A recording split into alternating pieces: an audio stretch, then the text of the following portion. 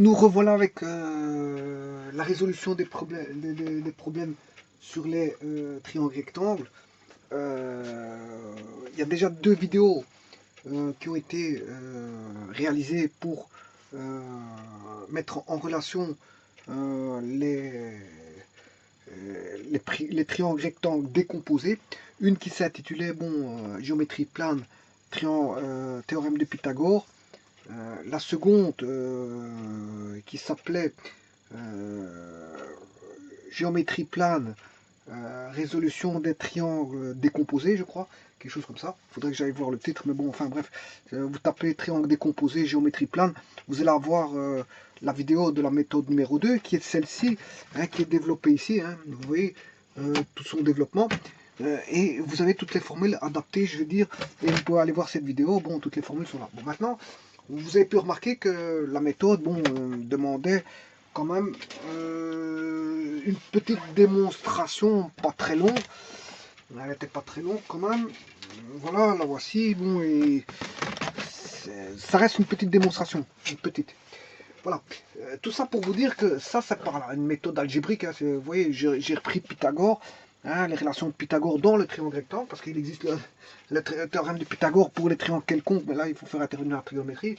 Voilà. Mais ici, vous pouvez constater que j'ai utilisé le théorème de Pythagore pour les triangles des rectangles, fatalement, parce que, pourquoi?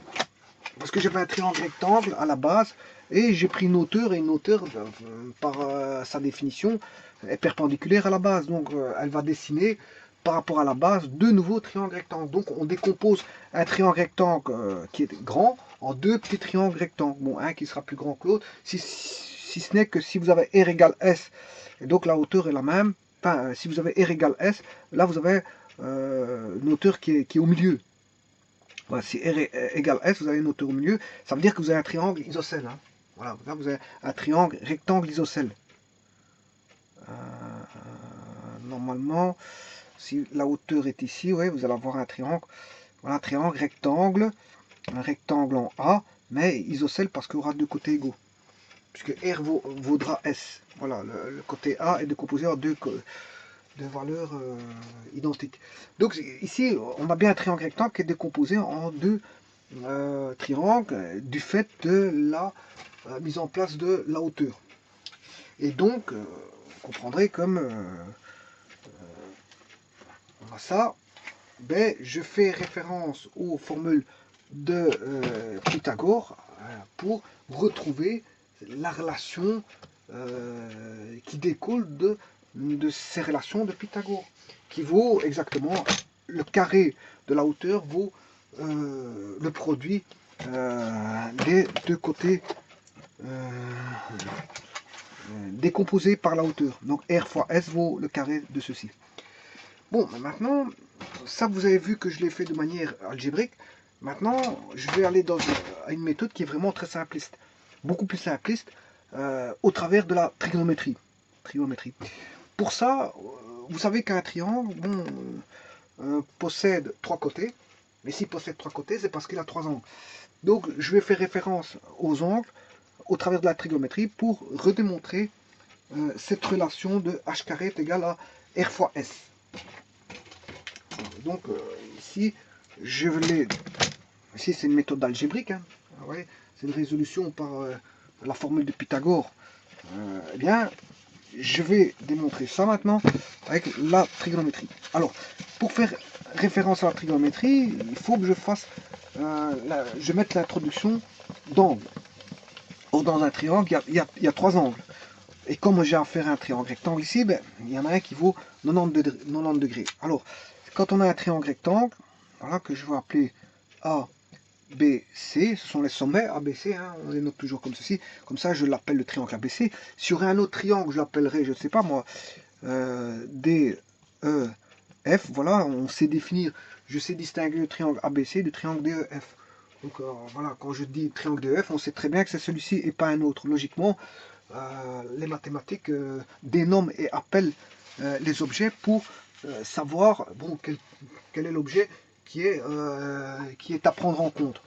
Voilà, à prendre en compte, à tenir en compte. Donc c'est pour ça qu'on met des appellations. S'il existe dans mon plan différents objets, ben, c'est au moins de savoir quel est on fait référence à quel objet pour, on va dire, le manipuler. Parce que bon, quand on a des objets dans le plan, bon, généralement, c'est pour faire des manipulations, des démonstrations, etc. etc., etc. Bon, enfin bref, la question n'est pas là. La question, c'est de vous dire que ici on va utiliser la trigonométrie, qui est une méthode numéro 3 par rapport aux autres méthodes déjà vues, parce que j'ai vu une méthode numéro 1, une méthode numéro 2, et ici ça va être la méthode numéro 3. Mais la méthode numéro 3, je vais faire intervenir la trigonométrie, donc je vais faire intervenir des angles. Mais ici, comme on a affaire à un triangle rectangle, si les rectangles en a, hein, les rectangles en a, mais ça veut dire que l'angle A pour valeur 90 degrés. Bon, les angles se mesurent en degrés, bien sûr, hein, alors que les côtés se mesurent en unités de mesure de longueur, c'est-à-dire en centimètres, décimètres, kilomètres, etc. Enfin, peu importe les unités multiples ou sous-multiples du mètre. Voilà, cette unité multiple ou sous-multiple du mètre pour la mesure des côtés AB, BC et CA.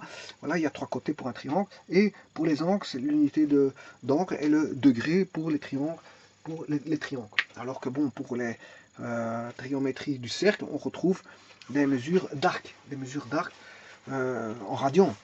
En radian. Voilà, mais ici on n'a pas un arc, voilà, on a des segments de droite et on a des angles entre les intersections des segments de droite. Et donc, comme on a 3 segments de droite, mais on a 3 angles. Voilà, et cet angle-ci, je vais l'appeler θ, et cet angle-ci, je vais l'appeler alpha. On sait bien que dans un triangle, la somme des angles vaut toujours 180 degrés. Ça veut dire que si je fais la somme des angles ici, θ plus alpha plus l'angle A vaut 90 degrés. Je pourrais écrire, bon, j'ai fait une simplification, je pourrais écrire l'angle A comme ceci. Hein. Ça, c'est la valeur de l'angle A, la mesure de l'angle A. La mesure de l'angle A ou la valeur de l'angle A pris en tant qu'amplitude. Parce que je peux appeler l'angle tout court, ça c'est l'angle A. Mais ce n'est pas sa valeur, ce n'est pas l'amplitude. L'amplitude, je l'indique comme ceci avec 2 barres pour indiquer, symboliser, formaliser l'amplitude d'un angle. Donc θ plus alpha plus A vaut 180 degrés. Mais si je remplace A, bon, on a un triangle rectangle de facto, donc cet angle-là, je vais le remplacer, il vaut 90. Donc il y a 2 valeurs connues, hein, 2 valeurs qui est 180 degrés 90. Le 90 degrés va passer dans le membre de gauche, où je vais soustraire dans chaque membre 90 degrés, hein, pour avoir l'égalité parfaite au niveau des opérations. Hein, si je soustrais d'un côté, je le fais de l'autre. Si j'additionne d'un côté, je l'additionne de l'autre, de la même quantité, bien sûr, pour conserver l'égalité. Ça, ce sont les propriétés des égalités. Donc, moi, je dis, pour faire plus simple, je fais passer le 90 degrés de l'autre côté. Bon, voilà, vous comprendrez que j'ai soustrait dans chaque côté 90 degrés ici. Si je soustrais ici 90 moins 90, il reste 0 degré. Et 0 degré 0, c'est voilà, pour l'addition, le 0 il est neutre, donc il ne joue pas grand chose, donc je peux l'enlever. Par contre ici je peux calculer 180 moins 90, et 180 moins 90 fait 90 degrés, ce qui veut dire que dans tous les cas de figure, 90 θ plus alpha fera toujours 90, toujours dans un triangle rectangle. La somme des deux autres angles qui ne sont pas voilà, qui ne valent pas 90, la somme des deux angles, hein, voilà, eh bien, fait toujours 90. Voilà. Ce qui veut dire quoi? Que si j'écris ceci, θ vaut alpha moins 90. Ou en d'autres termes, alpha égale θ moins 90. Ce qui veut dire que θ et alpha sont communs entre eux, mais on appelle ça, quand leur somme fait 90 degrés, ben, les deux angles sont complémentaires. Voilà. Complémentaire, ça veut dire le complémentaire à 90 bien sûr. Hein. Quand on dit complémentaire, c'est un mot, bon, c'est un mot passe-partout, mais bon, complémentaire, on retrouve en informatique le complémentaire qui a la même notion que ceci, mais bon, c'est pas des complémentaires par rapport à 90 degrés, fatalement. Le complément, c'est par rapport à, voilà, au système que vous avez, au système, par exemple, au système décimal, au système binaire. Voilà, on peut faire un complément binaire, un complément décimal, par exemple le complément décimal par 10 de 8, le complément à 8 en décimal, mais ce sera 2, parce que 8 plus 2 ça fait 10. Voilà. Le complément à 7, ben c'est 3, parce que 7 plus 3, ça fait 10. Voilà, ça c'est complément à 10. Si je fais un complément à 8, par exemple, si je prends 7, un complément à 8, ben, ça fait 1. 7 plus 1, ça fait 8. Un complément à 8 de 6, ben, ça fait 2. Le complément de 7, c'est 1 pour une base 8. Le complément à 6 en base 8, c'est 2, et ainsi de suite. Bon, vous voyez que le complément, c'est un mot qui est utilisé pour beaucoup de choses. Ce complémentaire, ben, c'est la différence que l'on fait par rapport au système de base. Bon, ici, si je prends en compte que 90 degrés est un angle droit, je veux dire, qui justifie à lui-même son propre complément par rapport à sa valeur définie de 90 fixe, bien on peut parler de complémentaire. Complémentaire à 90. On dira complémentaire à 90. Mais on ne dira pas complémentaire à 90. On va enlever le 90 pour dire tout simplement complémentaire, parce qu'on sait bien qu'on est en trigonométrie. Donc quand on dit complémentaire en trigonométrie, ben, c'est par rapport à 90. Voilà. Mais si vous parlez de complémentaire, si vous êtes dans d'autres notions, faites attention. Si vous n'êtes pas, ce sera par rapport à quelle base. Quelle base vous aurez un complément. Voilà, donc ici c'est parce qu'on est sûr et certain que c'est un complément à 90, parce que on est en trigonométrie et que le complémentaire fait référence à l'angle de 90. Voilà. Donc ce qui veut dire que le complémentaire de 27 degrés, ben, vous faites 90 moins 27, et vous aurez son complément.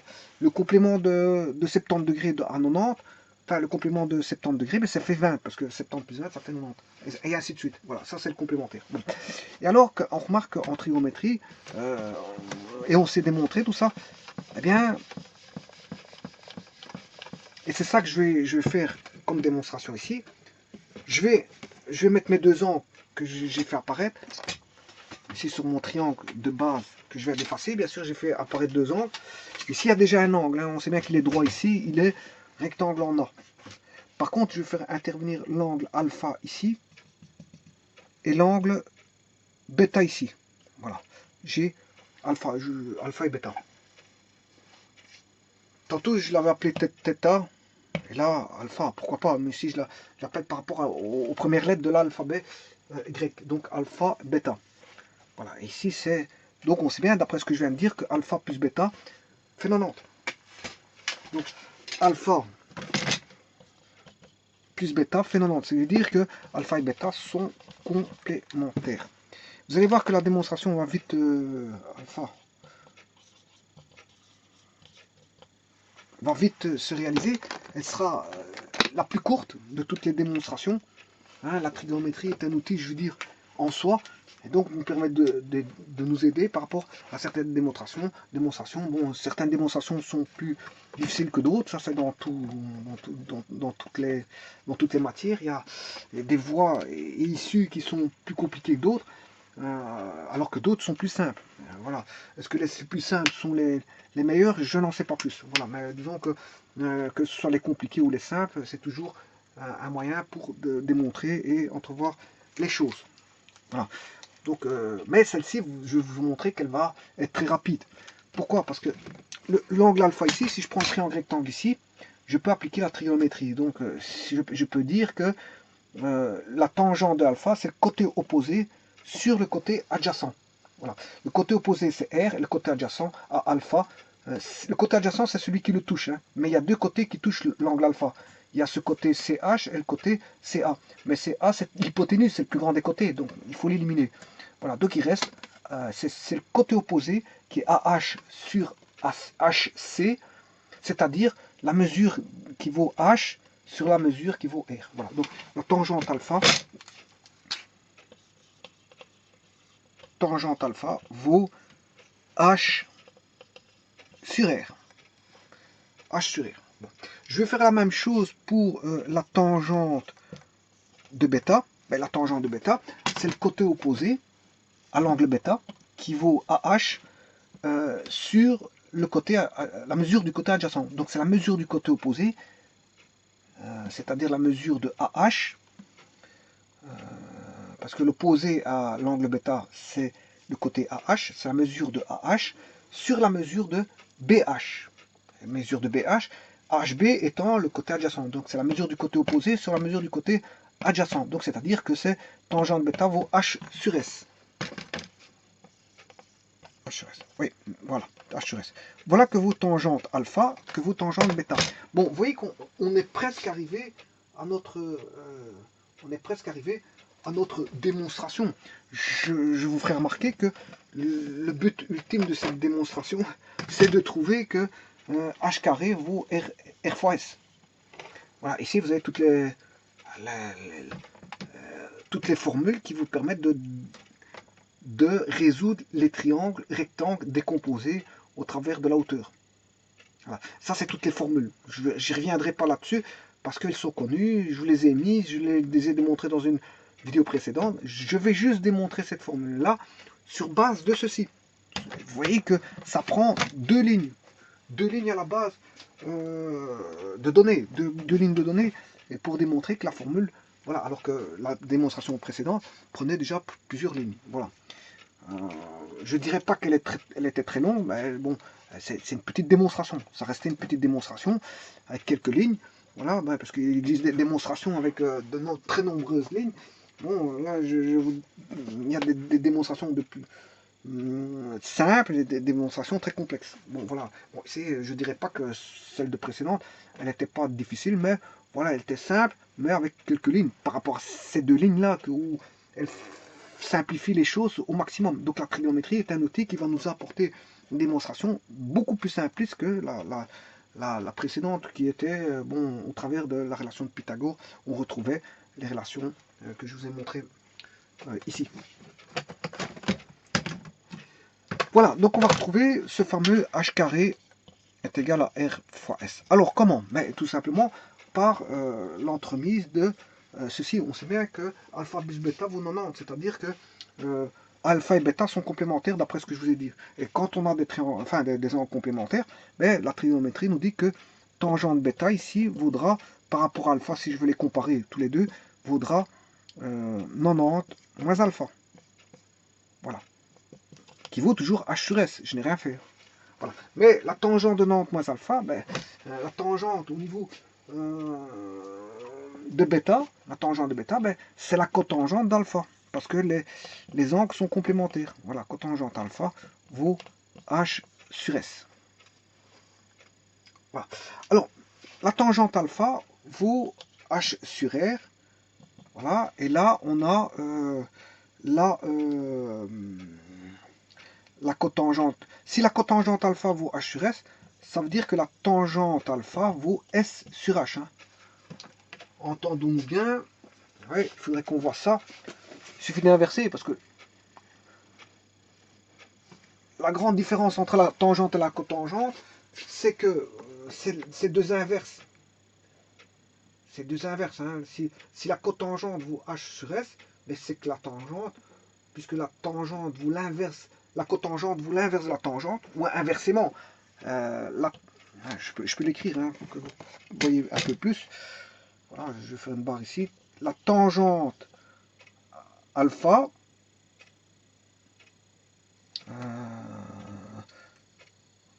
est égale à 1 sur la cotangente alpha. Parce qu'ils sont inverses. Voilà. Et la cotangente alpha, c'est inverse tangente alpha. 1 sur tangente alpha. C'est pour vous dire que la tangente et la cotangente, rien d'autre, c'est la même chose, si ce n'est que c'est inversé. C'est une inversion. C'est juste une inversion.